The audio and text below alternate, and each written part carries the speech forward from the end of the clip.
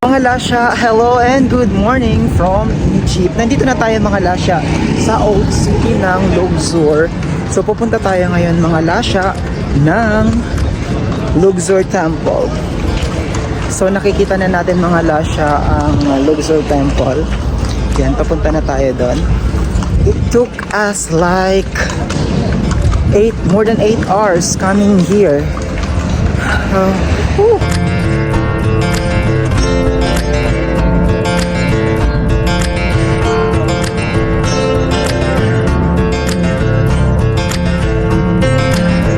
To enter the site, you will need to utilize a ticket in the Luxor Temple ticket office. So mga Lasha, we're finally here.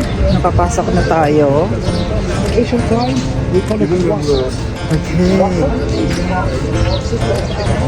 Yan ang Luxor Temple, mga Lasha.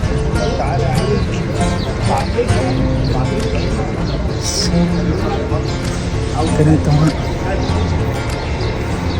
This is the first pylon Luxor Temple, the monumental gateway that marks main entrance to the complex. So imagine mga Lasha, 1,000 years ago,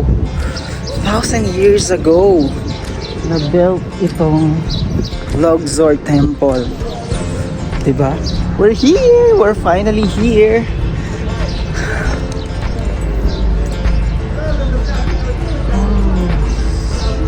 This is authentic. So authentic.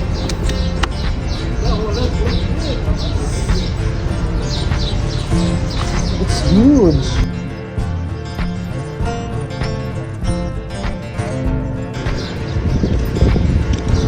We're here. We are in Luxor Temple. Here in Egypt.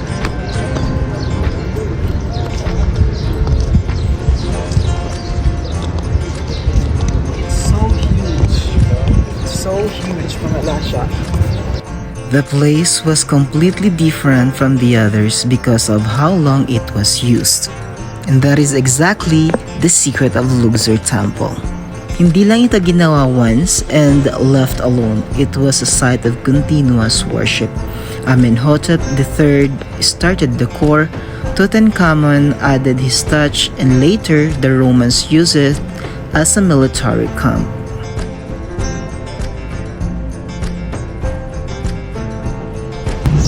Imagine seeing this kind of arts from an ancient days, mga Lasha. Hindi ma-amaze ka talaga. Grabe ang pagod na ginawa ng mga sinaunang tao, diba? Just to make this. And we witness this. Grabe. Sa init ng araw, walang AC, walang ano. This is really art. Luxor Temple is a rare site where you can see multiple eras of history stacked in one place. 1,000 years ago, you don't believe na makakalikha sila ng ganito. Imagine, this is really huge. Something like this, it maybe thousands of peoples ang gumawa nito. Imagine. I couldn't believe. We're living in history. Wow.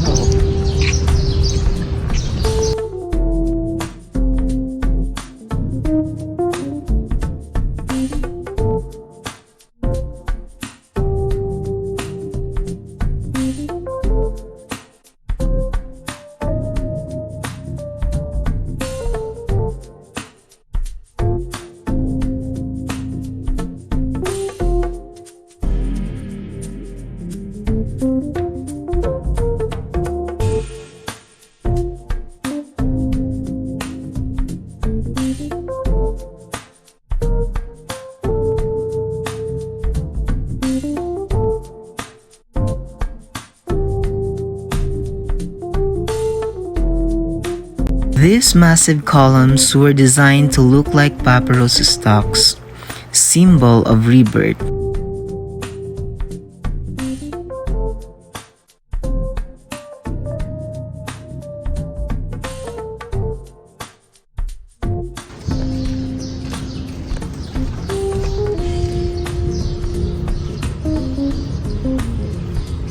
how they do this.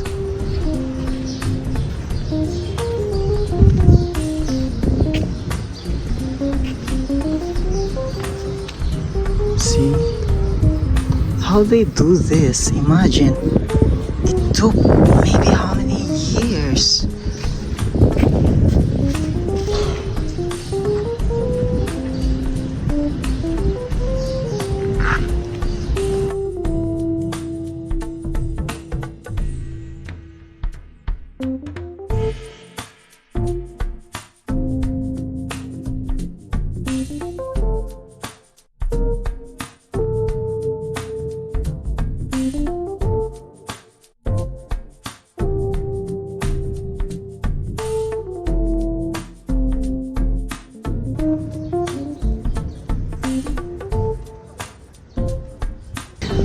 Look at those detailed, you know? Bawat ukit ay detalyado. Grabe.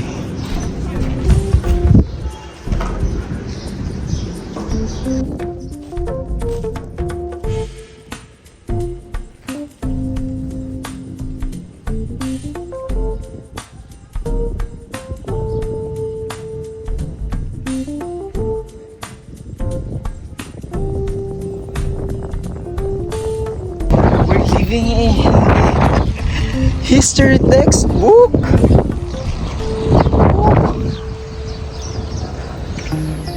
This is in Luxor.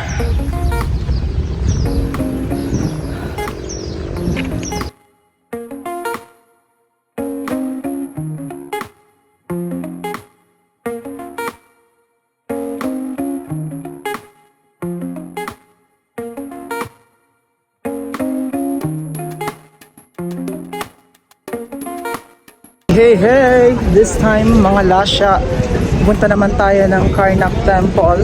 Malapit lang doon sa Luxor Temple.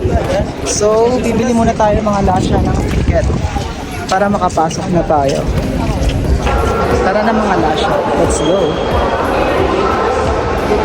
Explore na natin mga lasya. So yan, may mga guide yan sila kung ano yung nandiyan. So tingnan natin.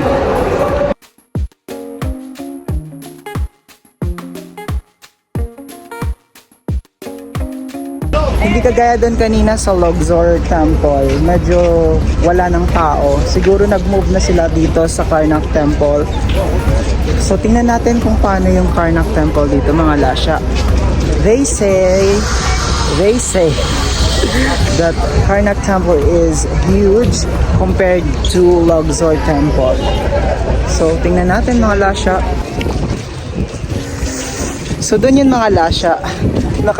Actually na wrong tayo kasi nakasama ko sa mga pauwi na palabas ng buti na lang parang na-realize ko, sabi ko hindi to temple, ano ba to? So yun, papunta na tayo doon mga lasya.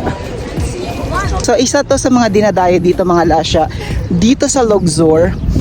So maraming mga estatwa ganun. Okay, it's kind of hot. Mainit na siya mga lasya dahil it's 10:45 in the morning. Pero mainit na siya. Pero we're wearing cotton. So madaling ma-absorb naman ang ating mga wet. The Karnak Temple complex is widely considered the largest religious building ever constructed, standing as the monumental testament to the architectural prowess and spiritual devotion of ancient Egypt. So let's have a closer look. What's inside here in Karnak Temple? The complex features 10 massive monumental gateways, the pylons, that serves as transitional spaces between the secular world and the sacred inner sanctums. Because it was built over many centuries, the temple serves as a stone library. Because the ancient Egyptians did not have conventional libraries, the walls of Karnak serve as the official historical record for the empire, military propaganda, competitive piety.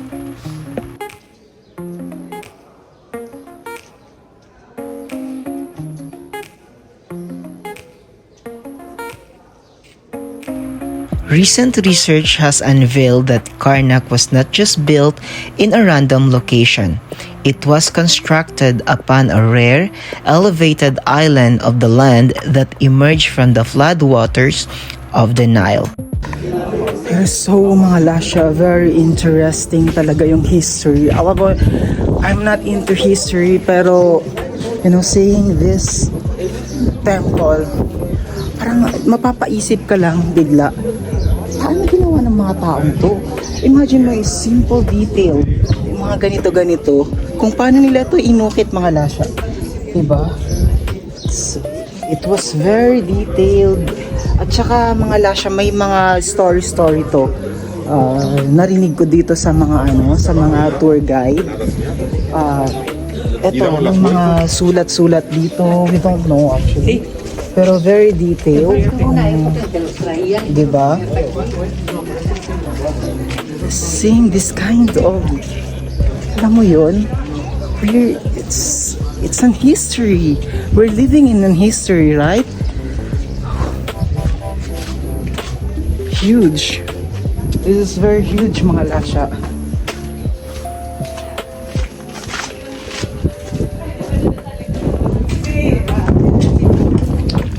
Karnak Temple is a UNESCO World Heritage Site and remains one of the most visited and awe-inspiring archaeological treasures in the world. At ang isa sa mga nakakamangha dito mga lasya is yung detalyado talaga. Yung detalyado yung mga gawa nilang foundations like this.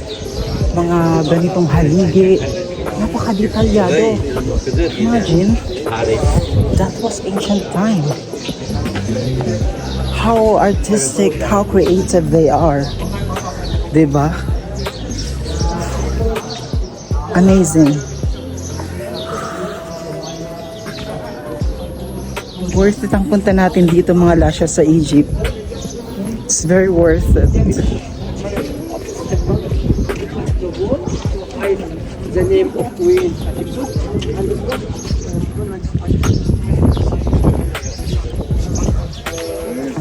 So mas marami mga lasya ang haligi-haligi dito sa Karnak Temple. And mas maraming tao din dito mga lasya. Mas maraming turista. And makikita mo talaga dito ang laki ng mga lasya ng mga haligi. As in, yes. This is really huge. We are in the living museum. Oh, wow. Wow.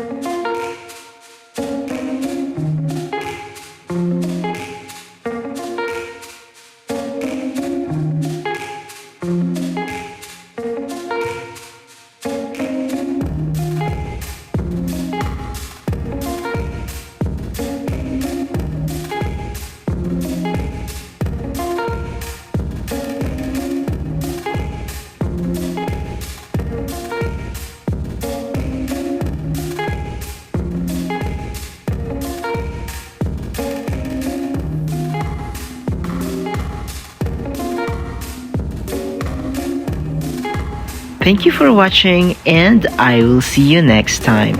Bye bye.